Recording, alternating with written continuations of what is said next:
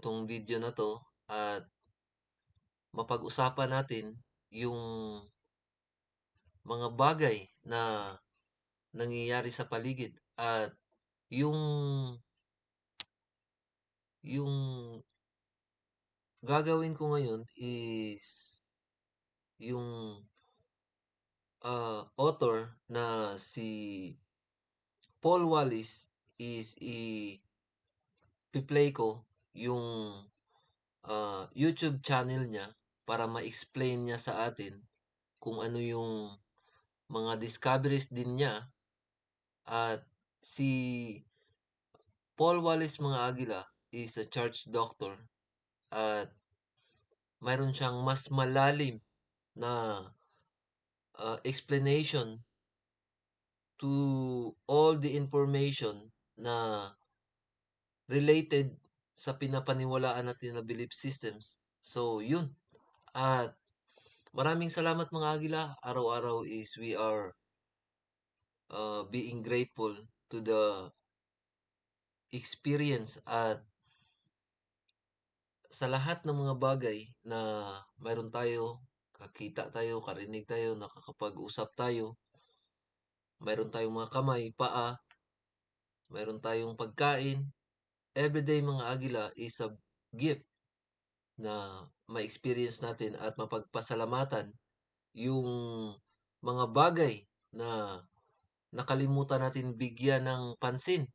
Kung ano yung ngayon na makita natin na life is beautiful at ma-appreciate natin yung gift of life and experience and wisdom. So, yun, mga Agila, at i-play ko yung video ni Paul Wallis para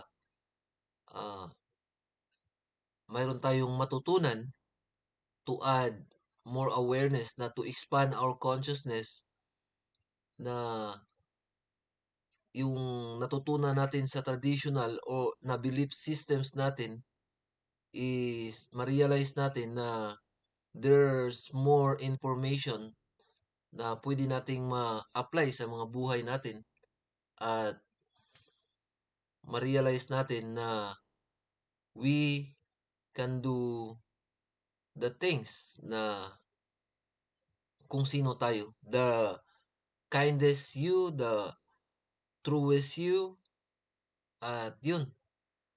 So, let's go and let's play The Fifth Kind by Paul Wallis.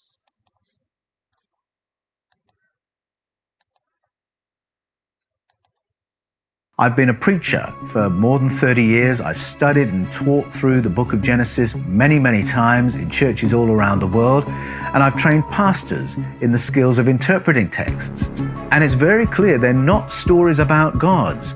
They're stories about the powerful ones in the Bible and the sky people, the Anunnaki, in the Sumerian tablets. It's those who've come down from the skies who govern over human society for a long, long time, aeons and aeons. And then there comes a point where they hand over to human kings, Gilgamesh. He's part sky people, part human. Well, in 2003, we had the opportunity to test that scientifically because it appeared that we had unearthed Gilgamesh's tomb. In Tassili, Niger, we can see depictions of figures with spacesuits and helmets. India, known for its ancient narratives of flying vimanas, holds a wealth of such images. In 1486, Italian artist Carlo Crivelli produced his painting, The Annunciation. You'll note that the way it depicts the supernatural conception of Jesus is quite different from the account carried in canonical texts. If you enjoy our content here on Fifth Kind TV and would like to support our work, please would you consider subscribing to our new website, fifthkind.tv. Here we will have our full catalogue of material along with exclusive access to interviews and documentary content. Sign up today, become part of the community, become part of the conversation. Thank you so much for your support, and I'll see you there. Vladimir Sherbak and Maxim Akulov from the Al-Farabi Kazakh National University and the Fezenkov Astrophysical Institute have devoted 13 years to the Human Genome Project, mapping human DNA coding. Together, they have concluded that human beings were intelligently designed with what they describe as arithmetic patterns and symbolic language encoded into our DNA. Makulov and Sherbak have identified 9 multiples of 37 scattered through our genetic code.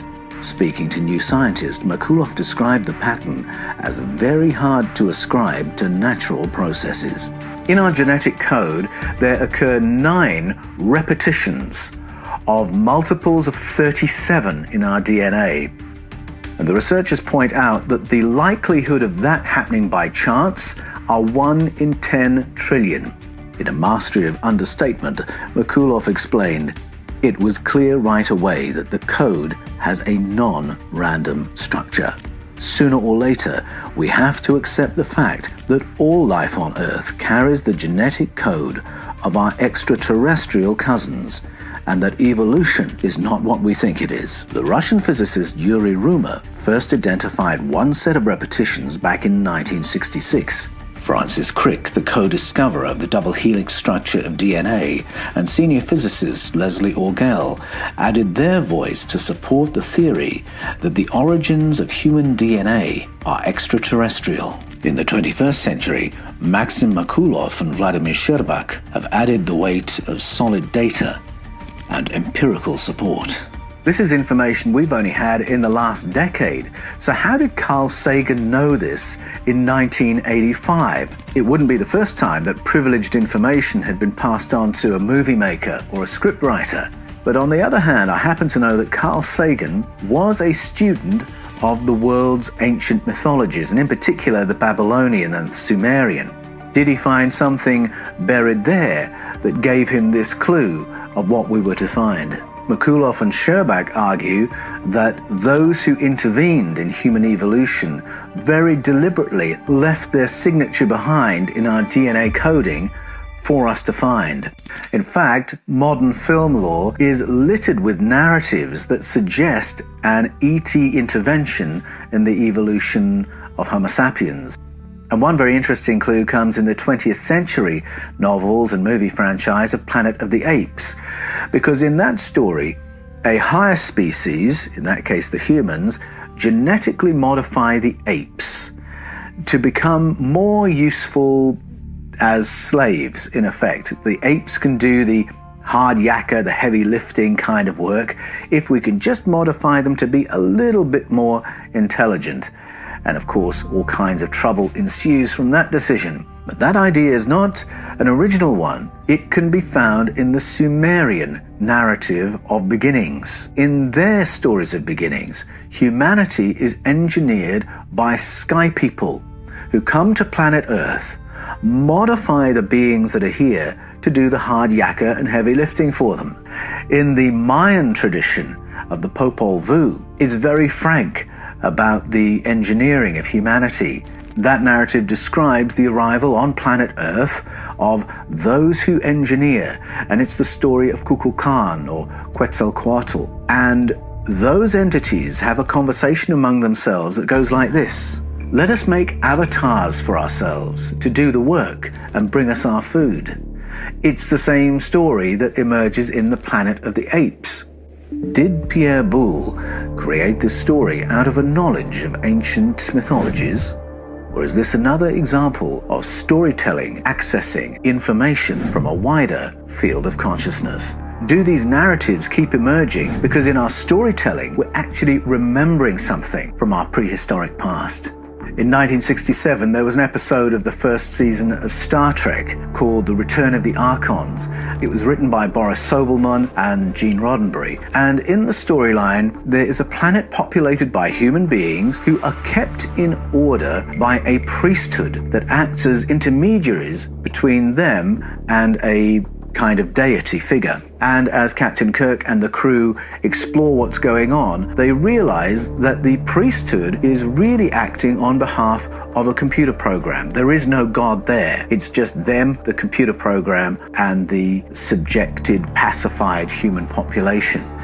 And it's a rather strange echo of what we see in the pages of the Hebrew Scriptures, the Old Testament.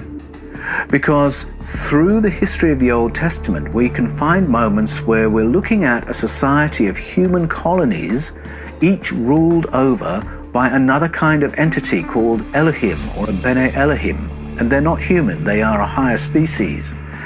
And it's as if humanity's been carved up for management by the colonizers.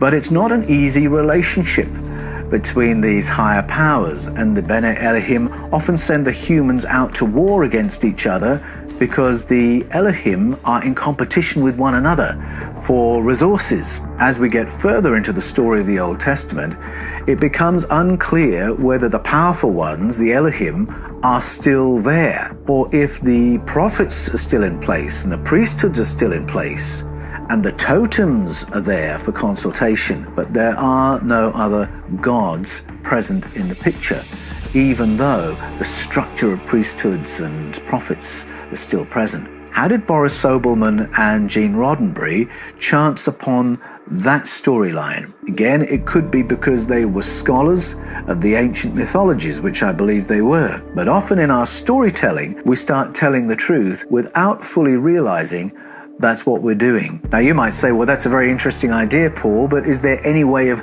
testing that? We had the opportunity in 2003 to test one of the oldest stories, if not the oldest story, of human civilization, and it's the Epic of Gilgamesh, a story that just might prove humanity's ET roots. Now, Gilgamesh is a really interesting figure.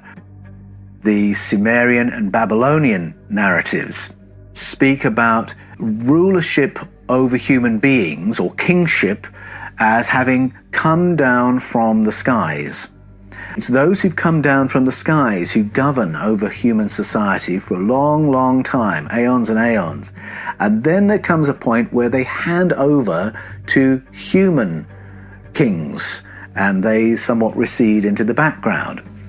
In that story, there's a crossover king, a hybrid person called Gilgamesh. He's part sky people, part human. Now, that's a motif that recurs in mythologies all around the world. Go to any country in the world and probe the local mythologies, and there'll be a story of human-god hybrids. But is it just a story? Or is it the memory of something from our prehistoric past? Well, in 2003, we had the opportunity to test that scientifically because it appeared that we had unearthed Gilgamesh's tomb.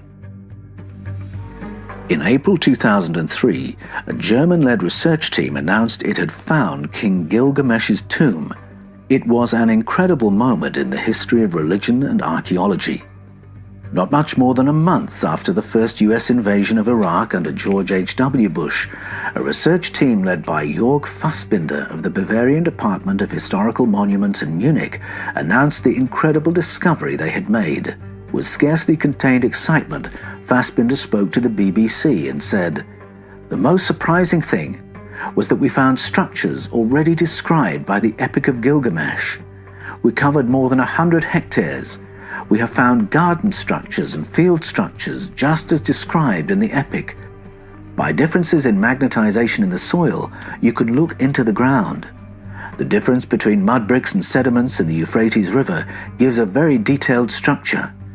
I don't want to say definitively that it was the grave of King Gilgamesh, but it looks very similar to that described in the Epic. We found, just outside the city, in the middle of the former Euphrates River, the remains of such a building as could be interpreted as a burial place." What an outstanding opportunity to test the relationship of those mythologies against scientific fact. We could DNA test the remains of that person in the tomb marked Gilgamesh. Potentially, it was one of the most significant archaeological finds in history. Once the find had been located and cordoned off, the First Iraq War ended within a matter of days. What this gave us was the opportunity to understand the Sumerian kings list. Is it a literal account of beings from another planet ruling over planet Earth and then handing over to humans?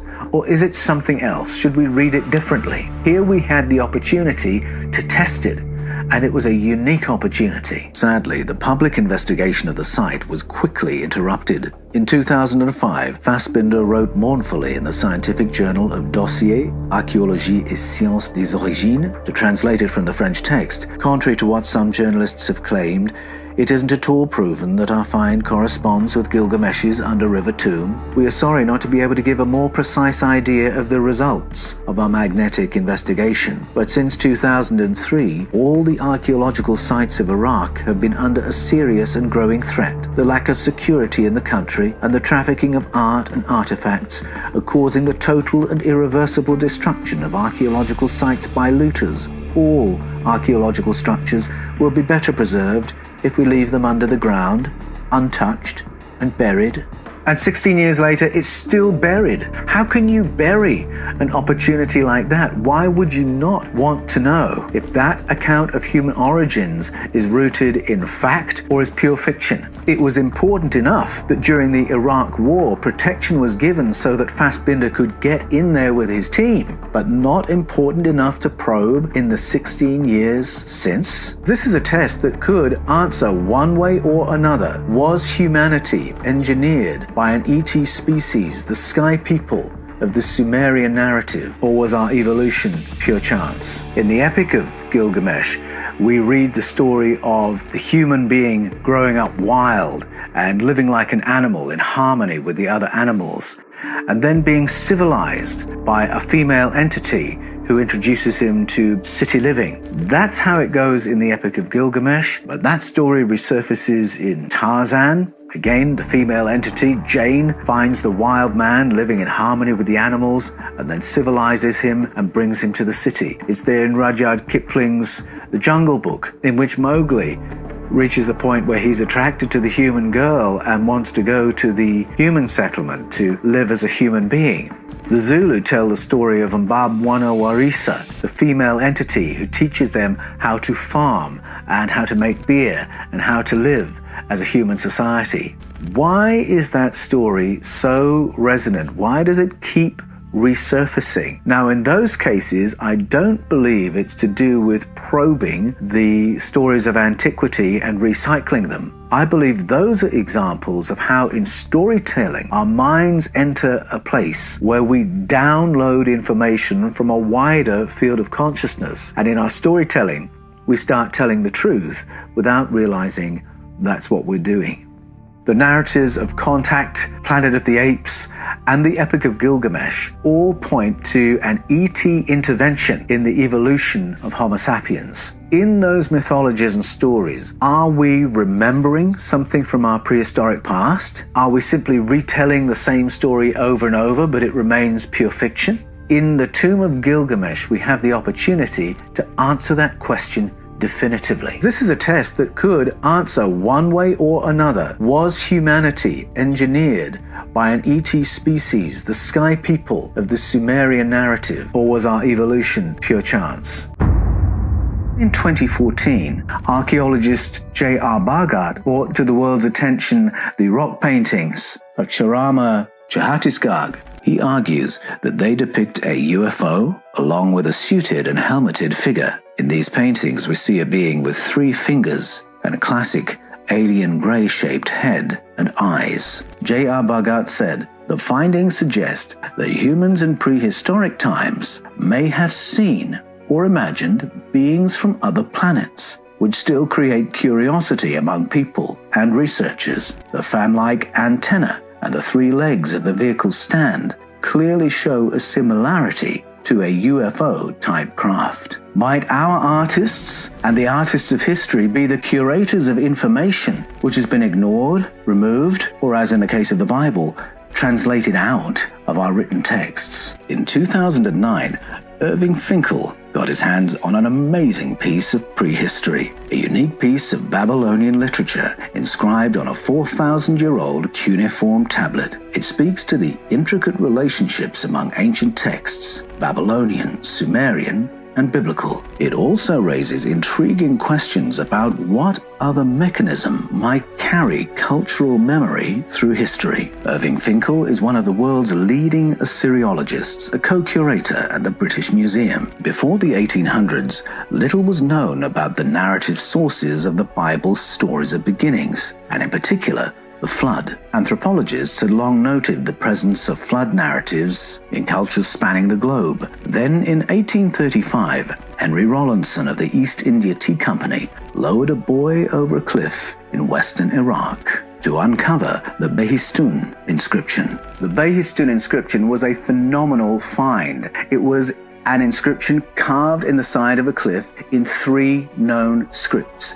and it was the key to our translating the texts of the cuneiform tablets which we'd been digging up since the 1500s. All of a sudden, we learned that the biblical flood narrative is actually the retelling of an even older story, the Epic of Gilgamesh. And when we go to the Epic of Gilgamesh, we find that it's actually the retelling of an even earlier narrative than that. Back in the 21st century, as Irving Finkel studied the Simmons tablet, he noted the extraordinary mathematical accuracy of the building instructions for the ark itself. The length of rope prescribed did indeed produce a vessel of the exact volume enumerated in the text. Comparisons with the biblical account and with other Babylonian cuneiforms threw up another curious detail. In the story of Utnapishtim, the ark is a cube with a volume of 14,400 cubits. In the Simmons Ark tablet,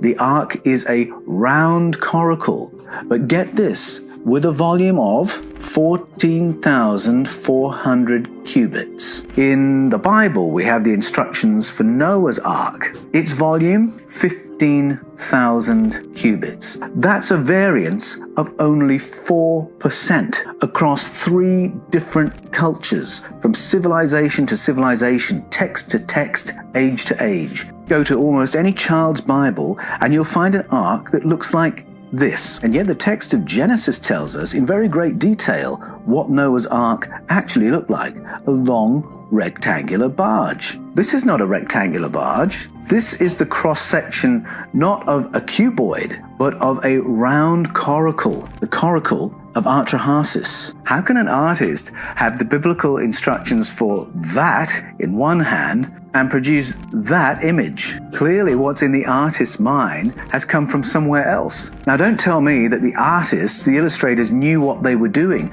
because no one had seen the round coracle of Atrahasis before 2014 when Irving Finkel reconstructed it. No one had even heard of Atrahasis before the 1800s. So by what mechanism did the memory of that shape land in the minds of those artists? Could it be that the world's art and artists are really the curators of cultural memory in a way we have yet to understand?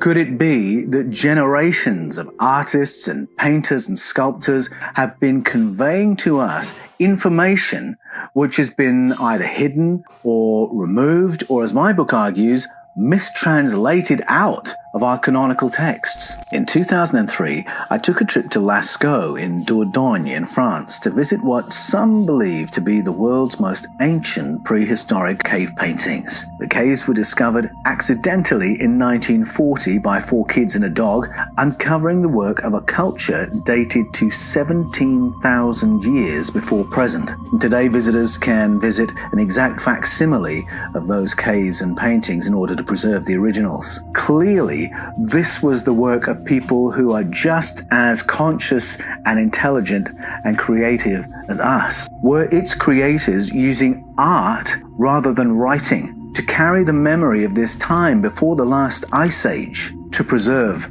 their cultural memory? In Tassili Niger, we can see depictions of figures with spacesuits and helmets and antennae and gloves, along with what appear to be flying saucers. To my mind, that's the most obvious way of interpreting those figures, and just look out for the UFO behind the figure. India, known for its ancient narratives of flying vimanas, holds a wealth of such images. In the Rajatola caves in the forest of Bari at Badi Tehsil in the Raisin district, Dr. Wasim Khan brings our attention to images that are 4,000 years old, depicting what appears to be an alien and a wormhole and a UFO, along with various other UFO craft. In 1486, Italian artist Carlo Crivelli produced his painting, The Annunciation. You'll note that the way it depicts the supernatural conception of Jesus in the womb of Mary is quite different from the account carried in canonical texts. The Summer Triumph tapestry from Brugge in Belgium was produced in 1538. Now look in the sky. Do you reckon those are flying cardinals' hats? Or are they something a little more familiar to the modern eye? Another moment in the story of Jesus Christ is depicted in this painting from 1710, painted by Ert de Gelder, the last pupil of Rembrandt. And you're right, the UFO, if you look up in the picture, or the UAP, isn't part of the canonical texts concerning the baptism of Jesus, but here it is in the canon of our historic art. Do we believe what we are seeing, or do our official narratives and canonical texts in the West allow us to look at these pictures but feel the need to explain them away and not believe what we're seeing? It isn't too hard to find examples from all around the world of art that when you look at it, I believe with an open mind, it's not difficult to see ET contact. If you go to the National Museum of Guatemala, it has a whole section devoted to figures wearing space helmets and Bluetooths. Now, because ancient ET contact is not part of our official narratives, I think there's an impulse in a lot of us to look at that and simply not believe what we've seen. We think we live in a visual culture where seeing is believing, but I reckon that if something isn't part of the official narrative or the canonical text, we actually don't believe what we're seeing. And I wonder what would happen if we could flip that, if we could follow the canon of our world art in the same way that we follow the canon of our world's narratives and texts. Would we learn some secrets about ancient ET contact if we followed our artistic canon with a more open eye?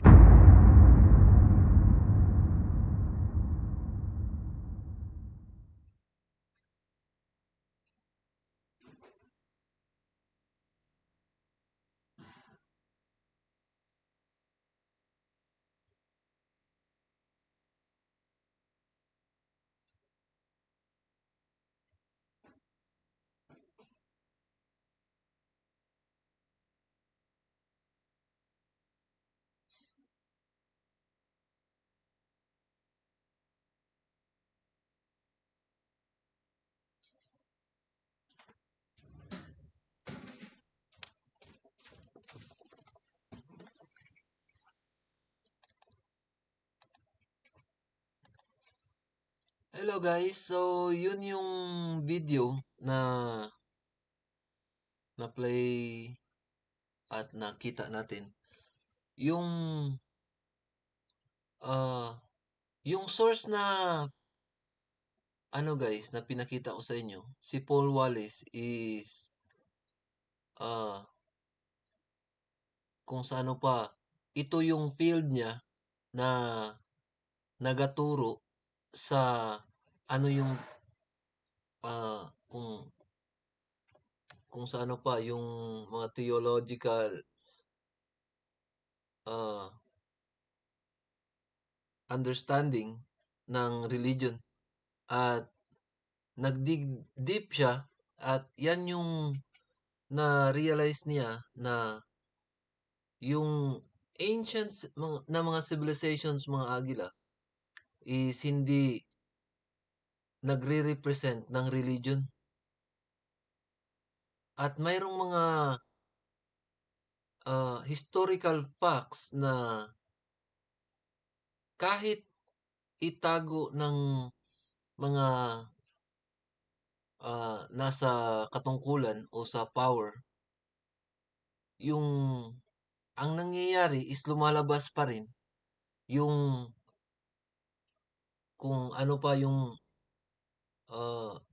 mga ancient histories, through art, movies, at yan yung ano natin mga agila na yung mga taong nagkontrol ng mga information is gusto nila na ayaw nating malaman na ano yung mga totoong impormasyon na mag-o-open sa atin sa totoong mga nangyayari na kung sano pa hindi maging close yung mga isip natin sa mga bagay na nangyari sa past na nag-separate sa atin sa totoong mga teachings o totoong experience ng past civilizations na nawala sa atin. At yan yung ayaw ng system mga agila na malaman natin. Kasi bakit? Yung gusto nila is makontrol nila yung ah, mga buhay natin, yung resources, at kahit hindi natin alam mga agila, they control the astral realm ng kada isa. Kasi bakit? They use the ancient wisdom at ang nangyayari, hindi natin alam, ah, wala tayong alam na yung ginagawang ritual sa yung ritual, yung tinuturo sa atin is part of the kung sa ano pa yung paraan nila na tanggapin na lang natin kung ano yung tinuturo nila na hindi tayo mag-open sa possibilities na kada isa sa atin is mayroon tayong kakayahan. At yan yung gift mga agila na we are connected directly to the high, kung sa ano pa, sa creator natin, sa higher being natin, sa universe, sa source. At yun nga, yung previous video ko mga agila na hindi natin kailangan ng pare o pastor na magsabi sa atin kung anong gagawin kasi lahat kada isa sa atin is mayroon tayong experience bakit tayo nandito at yan yung panahon natin mga agila na kung handa ba tayong ah, tanggapin o i-follow yung intuition natin, yung divine guidance, nasa atin pa rin yan sa mga agila. At yan yung ano mga agila na this is the season of revelation. Kaya ang nangyayari, yung ginagawa ng system ng secret society is they create war at ang nangyayari mga agila, yung universe, yung si Mother Gaia, ang nangyayari through negativity na kung sa ano pa binobroadcast natin kada isa na wala sa atin yung love frequency, yung calamity is nangyayari, yung war at kung hindi tayo magising mga agila na ibukas yung mga mata natin na kung sa ano pa i-expand natin yung consciousness natin na to see yung love, yung peace of mind natin at yan yung ano mga agila na calling natin na maunawaan na we are separated from the love frequency at energy na magagamit natin. So, yun yung ano mga agila na kung makita nyo yung mundo mga agila, si Mother Gaia is nakalutang sa love frequency at yung mga tao tayo dito sa mundo is we broadcast negative frequency kaya ang nangyayari hindi mabalance. Ang yun yung ano mga agila na once na hindi natin maunawaan kung ano yung dahilan bakit tayo nandito, ano yung kung saan tayo galing, sino tayo. Ang mangyayari mga agila is hindi natin malaman kung ano yung gagawin natin kaya nawala na yung kung sa ano pa respect natin sa mga sarili natin kasi yung ang nanalo is yung secret yung spirit of envy, anger, jealousy is nangingibabaw kasi we don't have the protection na erase yung vibration natin kasi we are not in a love frequency. We are focusing every time sa ah, mga material na bagay na i-show off natin at hindi natin alam na life is beautiful at kung sa ano pa mayroon tayong time frame dito, hindi tayo palagi imbes na ma-experience natin na magpasalamat tayo ngayon, ma-appreciate natin na mayroon tayong kamay, mayroon tayong paa, mayroon tayong tenga. Ang nangyayari, palagi tayo nag-complain. Hindi natin na uunawaan na kung makita mo yung iba mga agila, walang kamay, pero naging champion sa archery. Anong ginagawa natin kung wala tayong gawin sa mga isip natin na to control the negativity, to control our emotion, na to spread unconditional love na ma-appreciate natin yung buhay natin kung saan tayo ngayon.